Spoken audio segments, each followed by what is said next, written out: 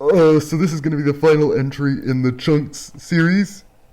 Things are going pretty well, actually. I managed to get a nice, good measure. Now, it culls faces inside. Well, actually, I should check, be really sure, but I'm almost certain that none of the faces on the inside are present. It's working. So if you look, you go up, you see, okay, it looks just the same as last time, right? That is until you go inside the chunk. Nothing! No faces! And I had to go through all of this work.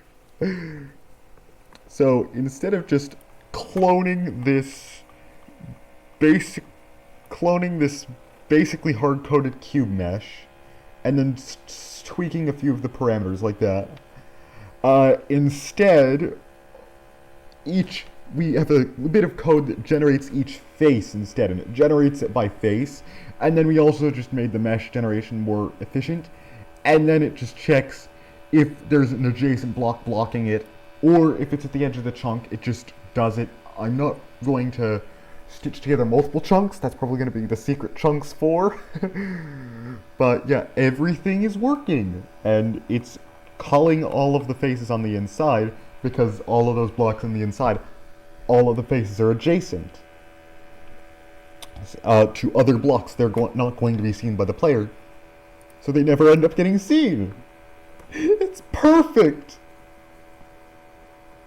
But yeah, it works. It's perfect, and it's working just fine. Hold on, I should get a wireframe something. Yeah, you do not know how much time I had to spend writing this table. It was torture. I had to manually copy all of this hard-coded data into these match statements. But now it's a working table. And then I had to deal with this weird bug. These numbers were too big, leading to the faces on the sides generating weirdly on certain sides of the chunk. So I just decreased all of these numbers by 1, and then it generated the faces correctly.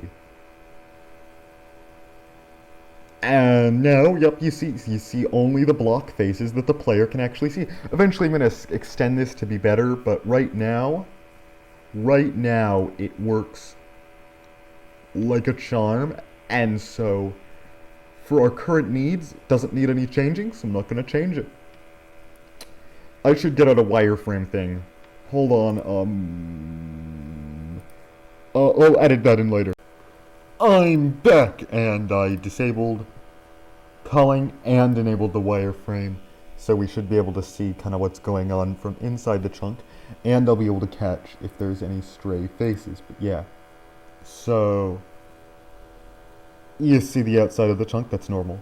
But then, yeah, and you see the wireframe, and then you should be able to see the wireframe inside the chunk. Well, you're not able to see the wireframe inside the chunk, but you see inside the chunk. Like, the chunk is turned inside out now, and you see all of the stuff inside the chunk, and you see it's hollow. There's nothing in there. Now I'm going to re-enable culling, because it makes things faster. But yeah, I just wanted to show you guys that, but it did nothing to the wireframe. Anyway, yeah. Have a great day. Oh, one last thing. There is this kind of entertaining but also annoying error that would have looked about like this because I didn't measure this right. It should have been minus, I should have subtracted 2 off of this number. And so it ended up creating a really weird bug that looks insane. And that was before I'd gotten all the face data in for all of the different types of face, but it should look. Yeah, you're not missing much. So you see this horrifying abomination.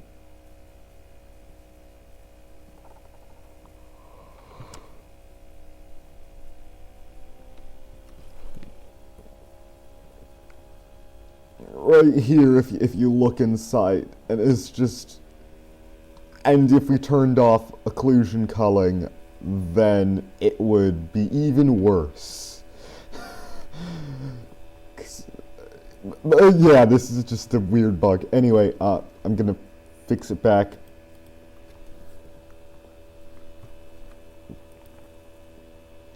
Fixing it.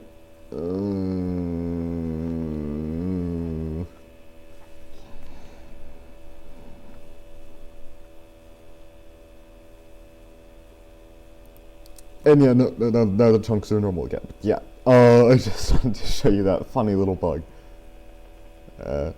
Anyway, bye, and have a great day. For real this time. Bye.